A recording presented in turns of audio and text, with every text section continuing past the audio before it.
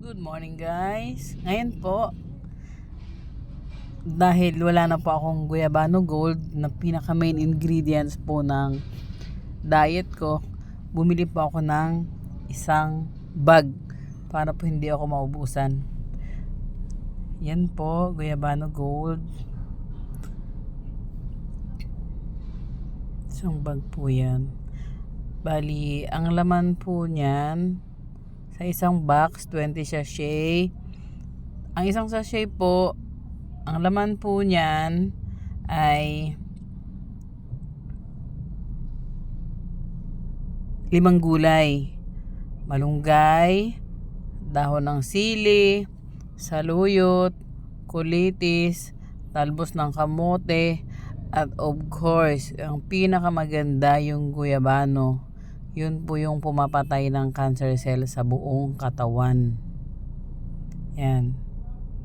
Yun pong malunggay pa lang. Yung malunggay pa lang po 300 na sakit ang kaya niyang gamutin. Talbos ng kamote, andyan din. Saluyot, kulitis. Yan po yan. Pwede po dyan maligamgam pag may sakit. Mas maganda po yan pag uminom kayo walang laman ang tiyan.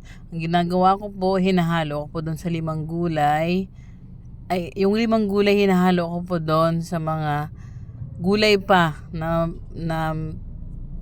ginujuicer ko para mas matapang po.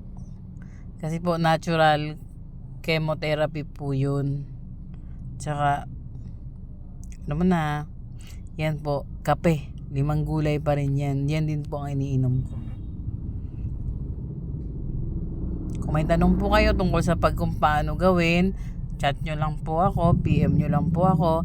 Tsaka maraming salamat po sa nanonood. At tsaka baka po kasi may matulungan po ako na katulad ko din na ayaw magpa-chemotherapy, ayaw magpa-opera kasi wala pong pera.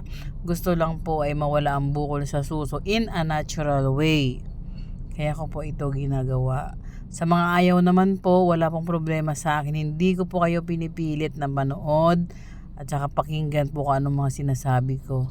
Basta ako lang, dun lang po sa gusto at saka may sakit, may bukol na katulad ko. Maraming salamat po.